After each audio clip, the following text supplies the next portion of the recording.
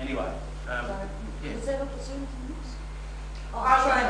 Training. Yeah, maybe at the time, the independent was quite keen to see the AASW provide training that we pay for, that we pay additional for, Yep. for some specialist areas. It might be quite lengthy training, not just a seminar, but over a period of months. I don't know, it's just from my need, but I don't know whether it would be other people's. There's absolutely a need for it, and there's been quite a bit of feedback to us so far. There are two issues for us.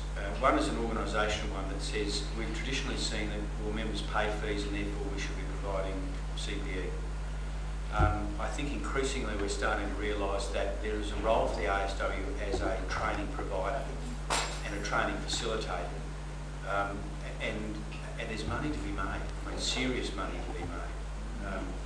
That's not to say that, I don't want to sort of say that we're going to become, the human service training provider, but I'll give you an example. The Queensland branch took that on as a strategic move about 18 months ago. This year, that branch, the income from training provision is around $60,000, and probably around half of that is net profit. And that says there's a need to fill. Oh, that's right, that's really? Right. It says members, there's a need, members saying, that's what it says. And people would pay. The other side of it is that we're trying to form closer relations with the heads of schools, because we believe that there should be, that there is a net benefit for our members and also for the schools in providing more sophisticated training.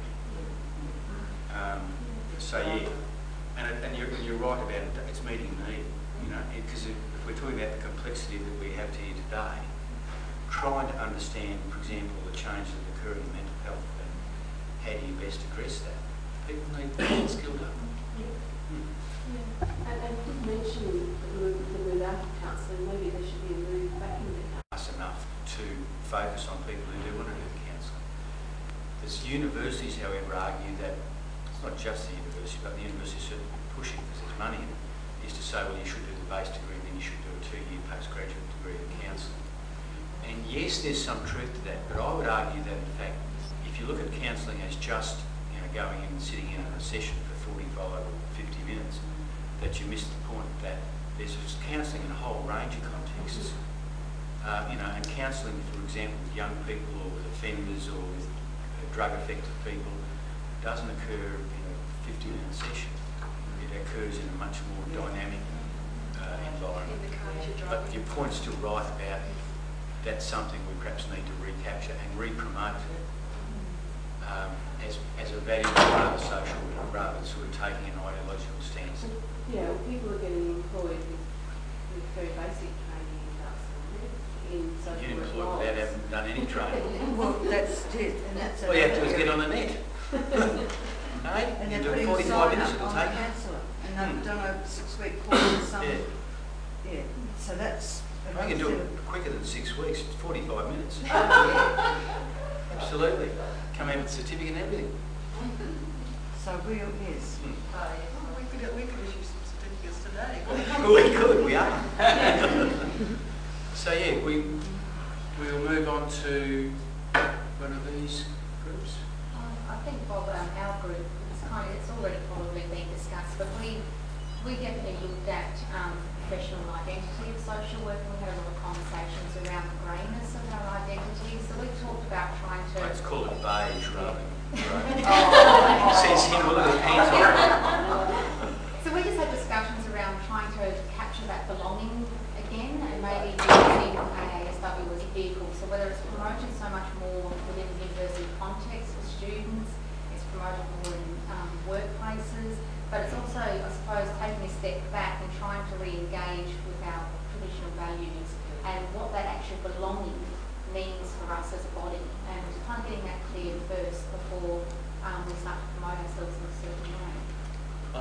There's an anecdote I'll share with you, but your point about the image is beige.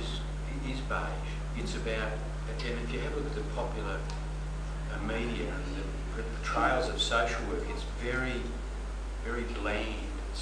And it reminds me of when I worked in WA, there was a famous letter where it was a high-profile case, and 2 quite senior social workers from the department it was a child protection case, had gone out there to talk with the family, and the father and the family then wrote a letter to the minister complaining, and he called the two guys had been out, Mr. Wishy and Mr. Washy. And it's always stuck with me because it was obviously from his perspective he wasn't happy with what had been provided, but there's actually a point to that about that we're seeing that we don't portray enough about the difficulty and the dynamic aspects of our work. That working with drug-affected people, working with single parents who are really struggling, people who have mental illness, etc. That's not easy work. It's actually really difficult work and very complex and challenging. Doesn't quite capture it, but we don't put that out enough. We don't, and I think that general image of us being Mr. Wishy and Mr. Washy is there. But see, sometimes we're struggling to do that too, because I work in a program with supported tenancies with housing trust people, and the way that people get referred is because they might lose their tenancy for disruptive behaviour or maintenance or whatever, and they see us as there to fix that, whereas we're constantly struggling to say the reason this is occurring is because of these issues of drug abuse, domestic violence, blah blah blah blah blah. Yep. So you're constantly having to argue those things and mediate between a very powerful and sometimes oppressive system and people who aren't always their best advocates, their own best advocates by their behaviour. And that this is going to take time. Absolutely, and there's no magic wand. And it may not get better anyway. Well, that's right. For some improvement. But the housing stuff's really important because one of the key roles, and it's done this, social work's done this in Centrelink as well, has been a key